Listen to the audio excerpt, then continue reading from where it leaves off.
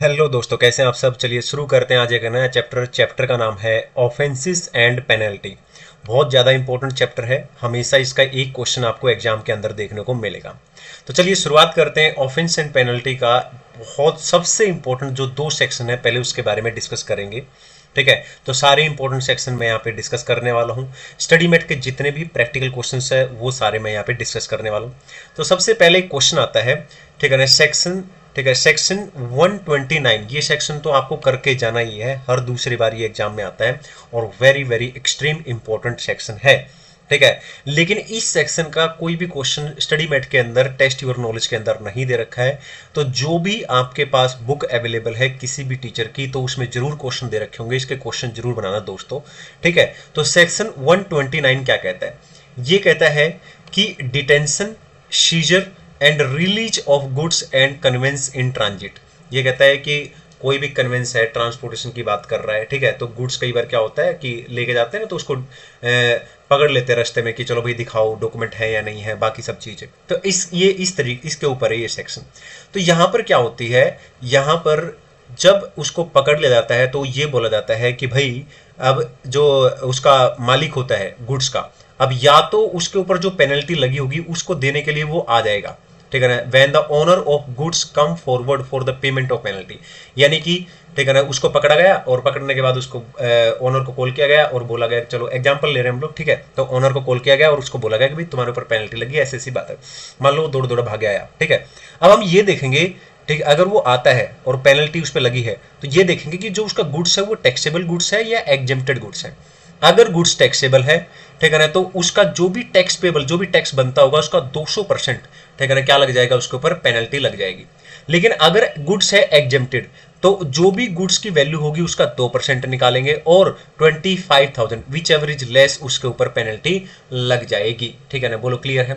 अब हो सकता है, ठीक है ना, उसको कॉल किया, मान लेते हैं एग्जांपल के तौर पर, ठीक है ना, और बोला गया कि भाई ऐसे ऐसे तुम्हारा गुड्स पकड़ा गया और आओ जल्दी भाग के, और वो कह रहा है नहीं नहीं मैं नहीं आ सकता, डज नॉट कम फॉरवर्ड, मना कर देता कि नहीं आ रहा मैं। ठीक है, तो अब टैक्सेबल गुड्स है या एग्जेम्प्टेड गुड है, जैसे ऊपर हमने पढ़ा था वैसे ही दोनों केसेस हैं। अब ऊपर वाले में देख लो, एक बार कंपेयर करेंगे हम लोग। यहाँ पे था टैक्सेबल गुड्स के अंदर 200% ऑफ टैक्सेबल, टैक्स पेबल, ठीक है, यानी जो भी टैक्स है उसका 200%। यहाँ पे भी जो भी टैक्स है उसका 200% करेंगे। ठीक है, ये काम कर लिया हमने। और ठीक है ना, और 50% निकालेंगे जो भी गुड्स की वैल्यू है। ठीक है, ऊपर वाले में नहीं था, ऊपर वाले में खाली क्या था, जो भी टैक्स निकाला है उसका 200% कर देंगे और पेनल्टी दो और अपना गुड्स ले जाओ, भाई कोई दिक्कत नहीं है टैक्सेबल गुड्स के मामले में। लेकिन जब बंदा नहीं आएगा, ठीक है ना, तो सामने वाले गुस्सा हो जाएगा और गुस्सा होने के बाद उसको क्या है, वो क्या बोलेगा, अच्छा 200% ऑफ टैक्स पेबल और ठीक है ना 50% जो भी तुम्हारे गुड्स की वैल्यू उसकी 50%, ठीक है ना, विच एवरेज हायर पे करना पड़ेगा अब तुम्हें। ठीक है, ऐसे केस में अब यहां पर ये लाइन नहीं आ गई है, ऊपर ये लाइन नहीं थी। ठीक है, तो ये तो क्लियर है। अब आ जाते हैं एग्जेम्प्टेड गुड्स। एग्जेम्प्टेड गुड्स में यहाँ पे जो 2% था ना, ठीक है ना, यहाँ पे इसकी जगह पे आ जाएगा 5%, बाकी सेम है। ठीक है ना, तो वहां पे था 2% ऑफ वैल्यू ऑफ गुड्स, यहाँ पे 5% निकालेंगे और 25,000 विच एवरेज लेस। तो ये आपको बिल्कुल भी डरने की जरूरत नहीं है, बिल्कुल नॉर्मल बिल्कुल नॉर्मल तरीके से इस क्वेश्चन को बना लेंगे आप बिल्कुल। ठीक है ना, बस क्वेश्चन में डायरेक्टली लिख रखा होगा कि एज पर सेक्शन 129 या इस तरीके के केस दे रखे होंगे और बता रखा होगा कि ओनर आया है, कम्स फॉरवर्ड, या फिर नहीं आया है। कभी कभी प्रैक्टिकल क्वेश्चन में दोनों केस दे रखे होंगे, तो अब आप आराम से इसको निकाल लोगे। ठीक है ना, पहले प्रोविजन लिखना होता है, उसके बाद हम आंसर निकाल देंगे, कोई दिक्कत नहीं है। तो ये तो था सेक्शन 129। अब 129 के अंदर मैंने यहाँ पे एक नोट दे रखा है, this is extreme important for exam, साथ में ये भी आपको करना है, कई प्रैक्टिकल क्वेश्चन में साथ में ये भी देखने को मिलेगा। सेक्शन 129 हम पढ़ रहे हैं, लेकिन सेक्शन 129 सब सेक्शन 6 का एक first प्रोवाइजर to section 129 sub section 6। ये क्या कहता है कि जो कन्वेंस है सेल बी रिलीज, उसको छोड़ दिया जाएगा, ठीक है ना, ऑन पेमेंट, ठीक है ना, पेमेंट करने पर बाई ट्रांसपोर्टर, ठीक है ना, ट्रांसपोर्टर के द्वारा, ऑफ पेनल्टी एज अबो। ठीक है ना, ट्रांसपोर्टर बोलेगा कि जी मेरा तो व्हीकल छोड़ दो, ठीक है ना, तो क्या बोलेगा ऑफिसर ऊपर, चलो ठीक है भाई छोड़ देंगे, कोई दिक्कत नहीं है। ठीक है, एक काम करो, जो पेनल्टी बनी है ना, जो ऊपर हमने पेनल्टी निकाली, एक काम करो तुम वो पेनल्टी दे दो। ठीक है ना, या फिर एक काम करो 1 लाख रुपीज दे दो। ठीक है ना, यानी कि पेनल्टी और 1 लाख दोनों निकाल लेगा वो, और निकाल के विच एवरेज लोअर जो भी है वो तुम पेमेंट कर दो, ट्रांसपोर्टर को बोलेगा ऑफिसर, और चलो भाई अपना व्हीकल ले जाओ, कोई दिक्कत नहीं है। Very important for exam, extreme important. तो पेनल्टी ऊपर के हिसाब से निकलेगी और 1 लाख विच एवरेज लोअर यानी कि विच एवरेज लेस हो जाएगा, वो पेमेंट करो, अपना कन्वेंस ले जाओ, चलो निकलो भगो। ठीक है, तो ये तो था सेक्शन 129, एक्सट्रीम इंपॉर्टेंट।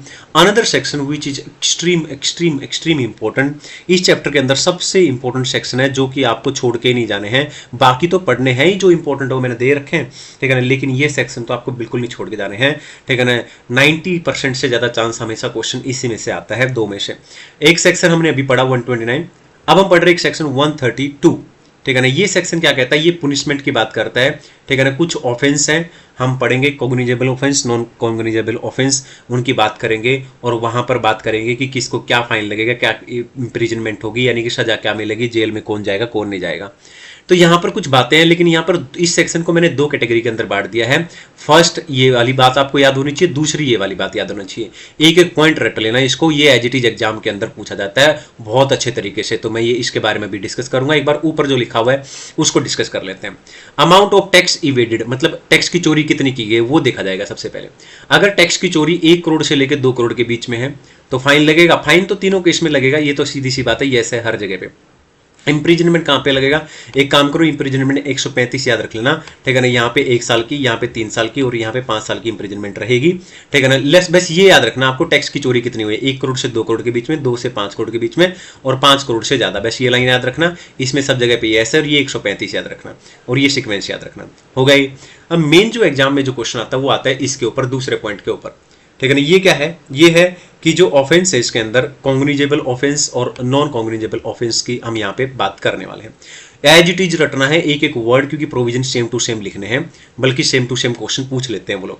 तो कॉग्निजेबल ऑफेंस कौन सा ऑफेंस होता है, ऐसा ऑफेंस जिसकी बेल ही नहीं मिलेगी, नॉन बेलेबल ऑफेंस है, बात खत्म, ठीक है ना। और ऑफिसर जो है ना वो अरेस्ट कर लेगा, उसको वारंट तक देने की जरूरत नहीं है, वारंट की भी नीड नहीं है यहाँ पे। अब ऐसे कौन से ऑफेंस है एग्जाम के अंदर पूछा जाता है, तो ये 4 ऑफेंस हैं, ठीक है ना, जो कि माना जाएगा कॉग्निजेबल ऑफेंस है। और इसमें कंडीशन क्या है कि जो आपकी टैक्स की चोरी की गई है वो 5 करोड़ रुपए से ज्यादा होनी चाहिए, साथ में ये कंडीशन यहाँ पे है। ये 4 ऑफेंस कौन कौन से हैं, ठीक है ना। बंदे ने क्या किया, सप्लाई की है गुड्स की या सर्विसेज की, लेकिन इनवॉइस इशू नहीं किया, या इनवॉइस इशू किया है सप्लाई नहीं किया है, और इनके ऊपर ITC, ठीक है ना, ओके। या फिर उसने टैक्स कलेक्ट कर लिया है पर गवर्नमेंट को जमा नहीं किया है, ठीक है ना, within 3 month from the due date, ठीक है, ड्यू डेट के 3 महीने के अंदर अंदर। अगर ये चारों में से कोई भी केस है और अमाउंट करता है एक्सीड टैक्स इविजन का, यानी कि चोरी जो की गई है टैक्स की वो 5 करोड़ से ज्यादा है, तो समझ जाना कि कॉग्निजेबल ऑफेंस है, आपको अरेस्ट किया जा सकता है, ठीक है ना, और इसके ऊपर कोई बेल भी नहीं मिलेगी। दूसरा आता है नॉन कॉग्निजेबल ऑफेंस, ठीक है ना, ये अदर देन कॉग्निजेबल ऑफेंस, मतलब ऊपर वाले को छोड़कर जो भी बचेगा वो सब वो बेलेबल होते हैं, उनमें बेल मिल जाएगी, कोई दिक्कत नहीं है, ठीक है, और आराम से उन पर बेल मिल जाएगी। अब आगे चलते हैं नेक्स्ट। एक अब ये 2 सेक्शन थे जो मोस्ट इंपोर्टेंट थे वो मैंने करा दिए हैं। अब कुछ और सेक्शंस हैं जिसकी हमने बात करनी है, उनकी भी बात कर लेते हैं। एक सेक्शन आता है 126, this is also important for exam, इसके ऊपर भी कुछ क्वेश्चन आपको देखने को मिलेंगे, ठीक है। अब माइनर ऑफेंसेस की यहाँ पे बात की गई है, माइनर ब्रीच की बात की गई है। अगर टैक्स का अमाउंट, माइनर ऑफेंस कब माना जाएगा, टैक्स का अमाउंट अगर 5000 से कम है तो ये बोला जाएगा कि माइनर ब्रीच है। लेकिन यहाँ पर कुछ बातें हैं, ये बातें भी आपको पता होनी चाहिए, ये जरूर लिख लेना आप लोग। No penalty for minor offence, ठीक है ना, कोई भी पेनल्टी नहीं लगाई जा सकती माइनर ऑफेंस के लिए, ठीक है ना, ठीक है, okay. No penalty for minor offence जब तक कि एक रीजनेबल अपॉर्चुनिटी नहीं जाएगी। No penalty is imposed without, ठीक है ना, affording an opportunity of being heard, मतलब कुल मिला के क्या होता है, एक रीजनेबल अपॉर्चुनिटी देनी पड़ेगी, तभी भाई आप उसके ऊपर पेनल्टी लगा सकते हैं, ठीक है ना। Penalty is depend on fact and circumstances, penalty इस बात पे डिपेंड करता है, ठीक है ना, कि केस टू केस की फैक्ट और सर्कमस्टांसिस क्या रहे हैं, ठीक है ना। प्रोविजन ऑफ लॉ और नेचर ऑफ ब्रीच ये जरूर मेंशन करना होगा, ठीक है ना, वो ऑर्डर के अंदर, ठीक है ना, तभी उसके ऊपर यहाँ पर माइनर ब्रीच के अंदर पेनल्टी लगाई जा सकती है। ये बातें आपको ध्यान रखनी है, इसके ऊपर भी क्वेश्चन आता है एग्जाम के अंदर। अब आ जाते हैं यहाँ पर एक और सेक्शन 120, और 120 के अंदर कई सारे सेक्शन आते हैं, 121, 122, 123 और एक और सेक्शन है यहाँ पे जिसकी हम स्टडी मेट के अंदर डायरेक्ट बात करेंगे, ठीक है। तो यहाँ पर इन तीनों की बात करने वाले हैं, 1, 2, 3, यानी 122 के अंदर 1, 2, 3, ठीक है। तो सबसे पहले 122(1) की बात करते हैं। यहाँ पे लगभग 21-22 ऑफेंस दे रखे हैं, लगभग शायद 21 ऑफेंस हैं, ठीक है ना, जो आप अगर रीड करेंगे डिटेल में, ठीक है। मेनली जो एग्जाम के अंदर मैंने देखे हैं, मैंने नोटिस किया है, वो सबसे इंपॉर्टेंट ये होता है, ठीक है ना, अगर कोई भी पर्सन है, ठीक है ना। अगर कोई भी पर्सन है वो क्या है, रजिस्ट्रेशन ले लेना चाहिए था पर वो रजिस्ट्रेशन नहीं ले पाया, तो सेक्शन 121 के अंदर उसके अंदर पेनल्टी लगेगी और पेनल्टी का अमाउंट रहेगा 10,000 और जितने रुपए की उसने टैक्स चोरी किया गया है, ठीक है, टैक्स इवेडेड, ओके, उसका हायर विच एवरेज हायर की यहाँ पे पेनल्टी लग जाएगी। इसके अलावा बाकी के ऑफेंस आप जस्ट रीड कर सकते हो ताकि एग्जाम में आए तो पूछे जाए तो आप लिख लेना, ठीक है। अब आ जाते हैं सेक्शन 122, ठीक है ना, 2 के अंदर, सब सेक्शन 2 के अंदर। इसके अंदर क्या कहा गया है कि अगर कोई भी रजिस्टर्ड पर्सन है वो गुड्स या सर्विस या दोनों सप्लाई कर रहा है, ठीक है ना, या तो उसने टैक्स ही नहीं पे किया या शॉर्ट टैक्स पे किया गया है या रिफंड जो है, ठीक है ना, एरनेसली तरीके से किया गया है, ठीक है ना, और या फिर और वर्ड है यहाँ पे, या फिर where ITC has been wrongly availed और यूटिलाइज है, अगर ये केस है तो क्या होगा, ठीक है ना। तो यहाँ पर 2 तरीके से उसके ऊपर पेनल्टी लग सकती है। पेनल्टी के अंदर आपको ये देखना पड़ेगा, ठीक है ना, कि penalty, fraud, wilful misstatement, suppression of fact, ये 3 चीजों, अगर ये 3 चीजों के अलावा कोई और रीजन है, any other reason other than these 3 reason, other than इन रीजन को छोड़कर अगर कुछ और है तो पेनल्टी कितनी लगेगी, 10,000 और जो भी टैक्स का अमाउंट है उसका 10% विच एवरेज हायर। लेकिन यहाँ 10% की जगह पे 100% हो जाएगा, ठीक है ना, बाकी सेम रहेगा, ठीक है ना। कब, अगर ये 3 केसेस हैं तो ये भी आपको ध्यान रखना है, इसके ऊपर भी एग्जाम के अंदर क्वेश्चन दे रखा होता है। ओके, अब इसके बाद यहाँ पर 123 के अंदर भी 122(3) ये भी आपको ध्यान रखना है। इसके अंदर 2 केसेस हैं, ठीक है ना, fail to issue of invoice, या सेंट्रल टैक्स ऑफिसर है जो, ठीक है ना, तो उसने कोई समन वमन भेजा और आप अपीयर नहीं हो पाए उसके अंदर, तो यहाँ पे 25,000 रुपये तक की पेनल्टी आपके ऊपर लग सकती है। चलिए आ जाते हैं, अब हम लोग प्रैक्टिकल क्वेश्चंस की बात कर लेते हैं, ठीक है। तो अब आप यहाँ पर जितने भी प्रैक्टिकल क्वेश्चन दे रखे हैं स्टडी मेट के अंदर वो सारे मैं करा दूंगा, ठीक है ना। आप लोग पेज नंबर 21.65 निकाल लेंगे, उसमें पहला क्वेश्चन हमारे अंदर ये दे रखा है, ठीक है ना, what is the quantum of penalty. Direct question है, एक तरीके से समझ लो कि थ्योरी का क्वेश्चन है। सेक्शन 122(1) लिखना है, सेक्शन 122(2) लिखना है, ये दोनों मैंने अभी पढ़ाए हैं ऊपर, और सेक्शन 122(1)(a) लिखना है। ये 1A क्या है ये भी हम लोग यहाँ पे डिस्कस करने वाले हैं। तो ये रहा सबसे पहले सेक्शन 122, ठीक है ना, सब सेक्शन 1, यहाँ पे मैंने बता दिया पेनल्टी कितनी है, ठीक है ना, जो भी 10,000 है और जो भी अमाउंट ऑफ टैक्स है, ठीक है ना, विच एवरेज हायर रहेगा वो हम लोग यहाँ पे ले लेंगे, ठीक है ना। और ये 122(2) ये भी मैंने भी करा दिया है, ठीक है ना, वही सब कुछ लिख रखा है कि कोई भी रजिस्टर्ड पर्सन है, पूरी कहानी यहाँ तक वही लिख रखी है, ठीक है ना। अगर फ्रॉड, विलफुल मिस स्टेटमेंट, सुप्रेशन अगर उसके अलावा है तो 10% का रेट यहाँ पे और 100% दूसरे वाले केस में, ये सेम टू सेम ये मैंने ऊपर करा दिया। अब बस सिर्फ ये वाला पॉइंट हमने ऊपर नहीं पढ़ा है तो इसको रीड करके देख लेते हैं। तो यहाँ पे कहता है कि further section 122 sub section 1A क्या कहता है, प्रोवाइड्स दैट एनी पर्सन, ठीक है ना, who retains the benefit of a transaction covered under close 1, 2, 4 and close 9, ये क्या है, ये बता रखे हैं ऑफेंसेस कौन कौन से सेक्शन 122(1) के ऑफेंस हैं, ठीक है ना। एंड एट हुज इंस्टेंस, ठीक है, such transaction is conducted shall be liable to penalty of an amount equal to tax evaded और ITC अवेल्ड और पास्ड ऑन, ठीक है। तो एक ये पॉइंट आपको ध्यान रखना है। अब आगे चल जाते हैं, क्वेश्चन नंबर 1 हो गया। अब हम बात करेंगे क्वेश्चन नंबर 2 के ऊपर। तो क्वेश्चन नंबर 2 बहुत ध्यान से देखना है, बहुत ज्यादा इंपॉर्टेंट क्वेश्चन है। ये क्वेश्चन सेक्शन 126 के ऊपर है जो कि माइनर ब्रीच की बात करता है, यानी कि माइनर अगर ऑफेंस होता है जिसका अमाउंट लेस देन 5,000 है उसे बोला जाता है। उसके केस में मैंने बात की थी रीजनेबल अपॉर्चुनिटी देना जरूरी है, जो भी ऑर्डर होगा उसके अंदर प्रोविजन बताना जरूरी है, नेचर ऑफ ब्रीच बताना जरूरी है, ये सब होना जरूरी है। अब यहाँ पे इसी के ऊपर ये क्वेश्चन एग्जाम के अंदर यानी कि स्टडी मेट के अंदर दे रखा है, ठीक है, वेरी इंपॉर्टेंट, बहुत अच्छा क्वेश्चन है।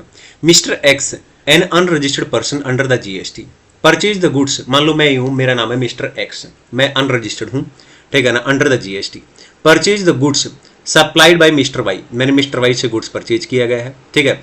Who is registered person, Mr Y registered है, मैं रजिस्टर्ड नहीं हूँ, ठीक है ना। Without receiving a tax invoice from Mr Y and this help in tax evasion by Mr Y, a disciplinary action is taken against Mr X and ad hoc penalty of ₹20,000 is imposed by passing an order, ठीक है, there is an order, ठीक है ना, department के द्वारा एक order pass किया गया है विदाउट डिस्क्राइबिंग द कॉन्ट्रावेंशन, ठीक है ना, for which the penalty is going to be imposed without mentioning the provision of the law, ये गलत है, ठीक है ना। हमने सेक्शन 126 में पढ़ा था कि अगर ऑर्डर पास किया जाता है डिपार्टमेंट के द्वारा, तो उसके अंदर नेचर ऑफ ब्रीच भी बतानी जरूरी है, ठीक है ना। साथ में किस प्रोविजन के अंदर वो पेनल्टी लगाई जा रही है वो भी बताना जरूरी है, यहाँ पर नहीं किया गया है। तो ये पूछ रहा है कि क्या मिस्टर एक्स यानी कि मैं चैलेंज कर सकता हूँ डिपार्टमेंट को, डेफिनेटली मैं चैलेंज कर सकता हूँ। तो आइए क्वेश्चन नंबर 2 का आंसर भी हम लोग देख लेते हैं। क्वेश्चन नंबर 1 हो गया, यहाँ पे क्वेश्चन नंबर 2 का आंसर दे रखा है। ये कहता है as per section 126 no penalty is to be imposed without affording. देखो सबसे पहले पेनल्टी तो लगाई जा ही नहीं सकती, सबसे पहले रीजनेबल अपॉर्चुनिटी तो देनी पड़ेगी ही। और पेनल्टी किस बात पे डिपेंड करती है, ये case to case fact and circumstances पे डिपेंड करती है। अब ये दो चीजों के ऊपर, ये दो चीज दे रखी है क्वेश्चन के अंदर, नेचर ऑफ ब्रीच और प्रोविजन ऑफ लॉ बताने जरूरी हैं, ठीक है ना। अदरवाइज क्या है, जो भी ऑर्डर पास किया गया है डिपार्टमेंट के द्वारा, मैं उसको क्या कर सकता हूं, चैलेंज कर सकता हूं, ठीक है ना। तो ये बात यहाँ पे है और ये हमने पढ़ भी लिया पहले इसका प्रोविजन और फिर प्रैक्टिकल क्वेश्चन। आ जाते हैं there is another question, question number 1 2 के बाद 3 लिखना था, यहाँ पे गलती से 4 हो रखा है, तो ये क्वेश्चन नंबर 3 है, ठीक है ना। ये आप लोग ठीक कर लेंगे। आगे कहता है examine the implication as regarded bailable and quantum of punishment. Punishment की बात की गई है अंडर सेक्शन 132, ठीक है ना, वेरी इंपॉर्टेंट, जिसके अंदर मैंने 2 बातें बताई थी आपके अंदर, ठीक है ना। तो याद हो तो 135 1 साल की इंप्रिजनमेंट, 3 साल की इंप्रिजनमेंट, 5 साल की इंप्रिजनमेंट, फाइन सब में यस था। और क्वांटम ऑफ पेनल्टी थी 1 करोड़ से 2 करोड़, 2 करोड़ से 5 करोड़, 5 करोड़ से अबव। ये तो बेकार का पॉइंट है। दूसरा जो पॉइंट है कॉग्निजेबल बेलेबल, वो सब बातें ध्यान रखनी है। आइए कुछ बातें कर लेते हैं। यहाँ पर 2 चीजें हमसे पूछी गई हैं, 2 केस दे रखे हैं, हमें इनका सीधा सीधा जवाब देना है। यहाँ पे एक्स कलेक्ट, एक्स मान लो कोई व्यक्ति है, चलो मैं अपना एग्जाम्पल ले लेता हूँ, मान लो मेरा नाम एक्स है, ठीक है ना। एक्स कलेक्ट 245 लाख रुपए 245 lakh as tax from the client. मेरा कोई क्लाइंट है, मैंने उससे 245 लाख रुपए, या कई सारे क्लाइंट्स है, क्लाइंट्स लिखा हुआ है, तो कई सारे क्लाइंट है, उनसे मैंने जो टैक्स कलेक्ट किया है वो आया है 245 लाख, ठीक है ना। और मैंने गवर्नमेंट को जमा कराया है 241 लाख, यानी कि 4 लाख रुपए मैंने गवर्नमेंट को जमा नहीं कराया है। अब देखिए इसके बारे में क्या है, 2 बातें और लिख रखी हैं यहाँ पे। He has falsified financial record and not maintain proper record. मैंने रिकॉर्ड भी प्रॉपर तरीके से मेंटेन नहीं किए गए हैं, और रिकॉर्ड भी मेरे जो है झूठे हैं या जो भी है इस तरीके से, है ना। तो ऐसे केस में क्या करना है हमें, सबसे पहला होता है सेक्शन 132 के अंदर क्या था, आप उसके अंदर चले जाएं। दूसरा, अगर कोई भी व्यक्ति जो टैक्स कलेक्ट करता है, ठीक है ना, और गवर्नमेंट को जमा नहीं कराता है within 3 month from the due date, फिर उसमें अमाउंट देखेंगे, क्या वो अमाउंट 5 करोड़ से ज़्यादा है तो वो कॉग्निजेबल में आ जाएगा। पर इसके अंदर ऐसा नहीं है, ठीक है ना। तो यहाँ पे किसी तरीके की कोई इंप्रिजनमेंट वगैरह करने की जरूरत है नहीं, ये सब चीज़ें नहीं आएंगी यहाँ पे, ठीक है। तो क्योंकि किसी भी कैटेगरी में फिट नहीं बैठ रहा है यहाँ पे, ठीक है ना। हाँ, एक चीज़ के लिए मेरे को इंप्रिजनमेंट हो सकती है 6 महीने तक, जिसकी मेरे रिकॉर्ड वगैरह प्रॉपर रिकॉर्ड मेंटेन नहीं कर रखे हैं, फाइन भी लग सकता है उसके लिए। आइए इसको देखते हैं नेक्स्ट क्वेश्चन को। तो यहाँ पे क्वेश्चन नंबर 2 हो गया है। अब हम बात कर रहे थे क्वेश्चन नंबर 3, क्वेश्चन नंबर 3 है ये, जैसा कि मैंने आपको बताया था। क्वेश्चन नंबर 3 का फर्स्ट पार्ट एक बार देख लेते हैं, फिर आगे बढ़ेंगे। Failure to pay any amount collected as beyond 3 month from the due date, ये तो हो गया प्रोविजन जो इसने लिख रखा है। पॉइंट नंबर डी है ये, ठीक है ना। टोटल 4 ऑफेंसेस हैं सेक्शन 132 के अंदर, ठीक है ना, जिसके अंदर कॉग्निजेबल ऑफेंस के अंदर। In the present case failure of deposit, 245 lakh में से 241 तो मैंने जमा करा ही दिया ना, 4 लाख रुपए नहीं कराया है। X will not be punishable with in imprisonment, तो ना तो पुनिशेबल ना इम्प्रिजनमेंट, यहाँ पे कुछ नहीं होएगा, इसका ये बोल रखा है। लेकिन मेरे जो रिकॉर्ड है उसके लिए मेरे को दिक्कत है, वो मैंने, ठीक है ना, रिकॉर्ड भी गलत मेंटेन कर रखे हैं, उसके लिए मेरे को 6 महीने तक पुनिशेबल विद ये फाइन भी लग सकता है और 6 महीने तक की सजा हो सकती है, ठीक है ना। ये सब बातें यहाँ पे बोली गई। चलिए इसका दूसरा पॉइंट कर लेते हैं, क्वेश्चन नंबर 3 का दूसरे पॉइंट की अब हम लोग डिस्कस कर लेते हैं।